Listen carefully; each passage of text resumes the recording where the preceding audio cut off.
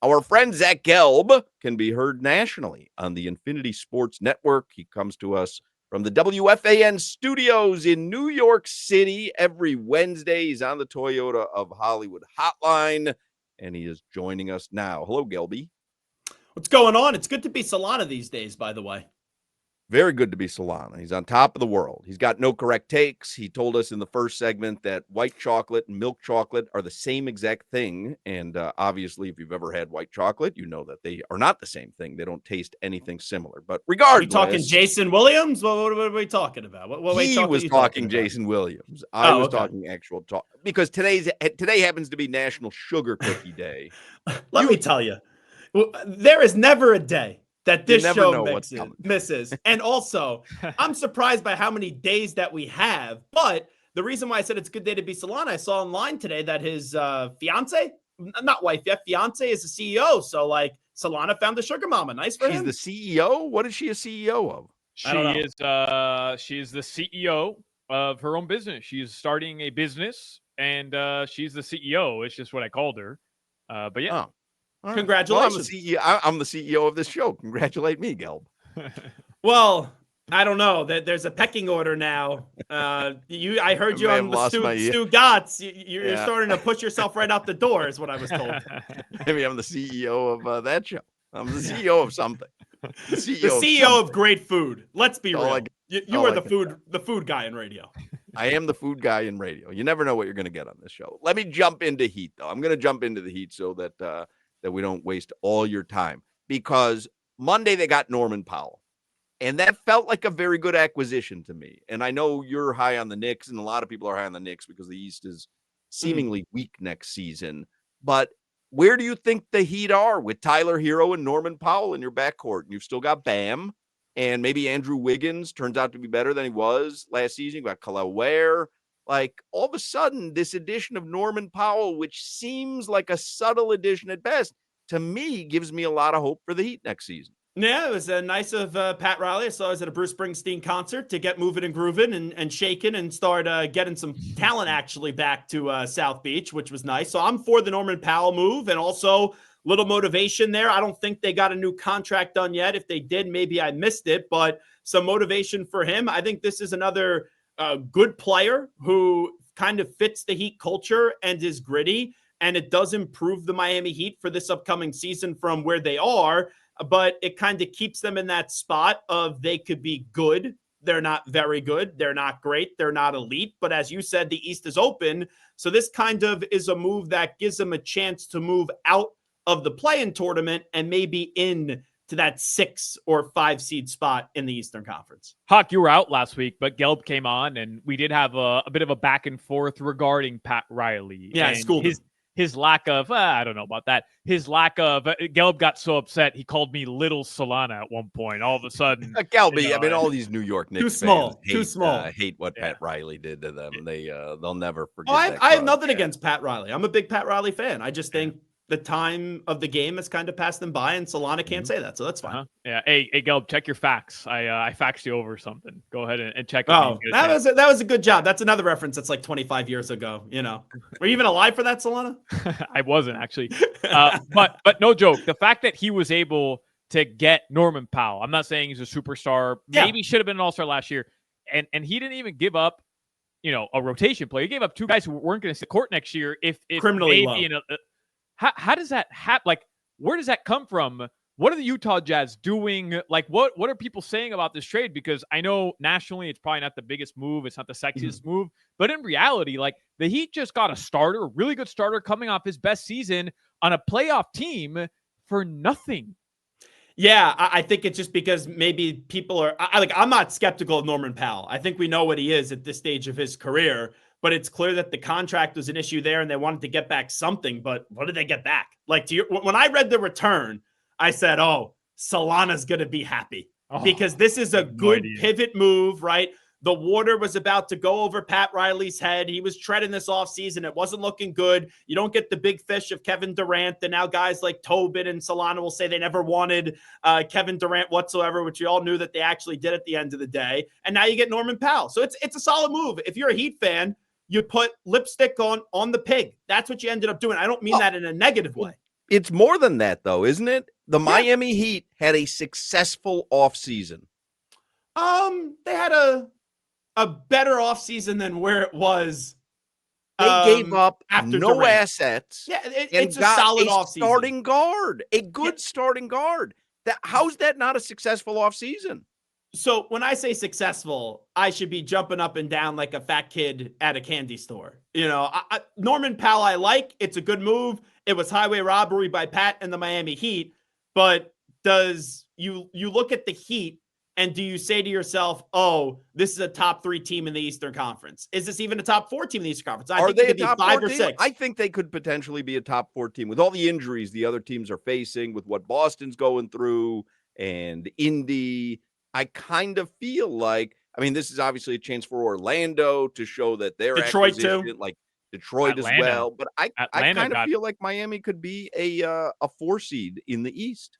Atlanta had a good offseason. They're in the mix of teams that maybe you could expect more out of last year to see who climbs, I guess, to the top inside of that. But are they anywhere close to getting back to the NBA Finals? I would say no, but there's now a reason to watch the Miami Heat this year. Like if they went into this season. So that's a successful offseason. Sure, if that's how you want to say it and pigeonhole I boxed you into a corner, absolutely. but I happen to be right on this. It was a successful offseason. As silly as it sounds, when you miss on Kevin Durant and you ostensibly miss on Giannis, if there were any thoughts that he was going to demand a trade. When you miss on A-list guys and you come away with no one but Norman Powell and a draft choice, Yakachonis, you would probably go, huh. But you see what he is in Summer League? Like 1 of 15 in he's like one of Summer League. 15 Who from gives the a rat's field. ass? Yeah. But I liked him when he that year he was at Illinois, and I talked to Brad Underwood about him and all that. But my greater point was you gave up no assets, no future draft picks, and you ended up with a starting guard who's really well respected in the league. That's a successful offseason. Fine. It's not unsuccessful. And I know that people are probably going to get annoyed about me and they'll say whatever. I don't really give a crap at this stage of my career. I'm just saying there's different levels of success, I guess is the best way to say it. And it was a successful offseason so far for the Miami Heat, but it wasn't this booming successful offseason, which I thought they could have. Now, maybe that ends up happening next year. Maybe there's something that happens at the trade deadline. They're still looking for a star, and they don't have the star. Let's say they had gotten Kevin Durant. Would you immediately say, oh, they're a championship contender? If you would ask me if they're a top 4 team in the East, I would say that they're a top 4 team in the East. Now, being a top 4 team in the East may not mean you're a championship contender this year, if we're just being fair. Because I wonder, and what does that mean for Houston, by the way, looking at the West? Like, what does that do? They are a championship contender. They were already good. Yeah, they were the number 2 seed last year in the Western Conference, and talk about giving up little. You gave up one young player who, let's be real, is not all that and still has a lot to go. And Ime Udoka and Durant had that relationship. You look at the Western Conference, everyone, West and East, are chasing the Oklahoma City Thunder. After that, I would say, yes, in at number 2 are the Houston Rockets. And then 3, I would even go with Nikola Jokic and the Denver Nuggets. And here's why. That team was not ready last year going into the postseason. They got rid of their coach and their GM 3 games before the postseason started, and they took the eventual champions to 7 games with the team that was not well equipped to go on a run. So I think Denver would be the 3rd best team in the West. What's the more compelling NBA toxic relationship right now? Failing relationship at the very least, on the surface level. Is it Giannis and the Milwaukee Bucks? Every day it seems like we're getting a report about how they're on the outs and they're trying to do everything they can to woo Giannis back in. Or now all of a sudden reports that Joker isn't going to sign the extension in Denver. I mean, they fired their GM. They fired their head coach a week before the postseason. He was literally coaching the team and just looked like very disinterested when, I don't even know the coach's name. I forgot his name. When he was talking. Which one to you seems like it's on the outs more right now? I have no belief that Joker's going to leave. The way I read the articles, I think he makes $70 million more if he waits till next year. So that will be fun for us in July when there's something to talk about, to kind of say, oh, is Nikola Jokic going to leave? Especially when the owner was sitting up there and just involuntarily talked about his biggest fear is one day having to trade Nikola Jokic, which was stupid then and it's even dumber now. And it will add more fuel to that fire. Giannis, I think, is going to be there to start the season. for the last 5 years, and I've been, kind of boots on the grounds with Milwaukee on this and being the one national radio host to try to keep Giannis in Milwaukee. Every year this comes up and there's speculation. He plays into it. He just wants the team to do something. And it's like, I don't think Norman Powell is this big move, but Giannis wanted it. So to me, if that means that gets your star to say, not Norman Powell, Miles Turner. Miles Turner. Thank you.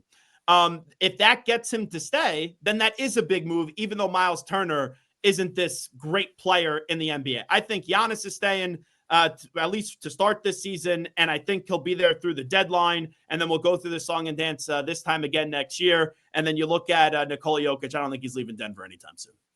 Did you watch the Nathan's hot dog eating contest from Coney Island on the 4th? I did. And have you ever gone? No, I have not. But Badlands Booker, I was with a few weeks ago. Oh, do we love Badlands Booker? He's been on the show a million times. Love that Great guy. dude. Yeah. Joey Chestnut, I'll tell you, watching both the men and the women try to eat these hot dogs, it is a tough watch. It looks painful, if I'm just being honest. The glizzies. Because we know glizzies. you won't even eat a street glizzy. Well, I don't think those are street glizzies either. Yeah. Oh, they're Nathan's. Yeah, but I think that Nathan's. How far are you from Coney Island? Would you ever go to Coney Island?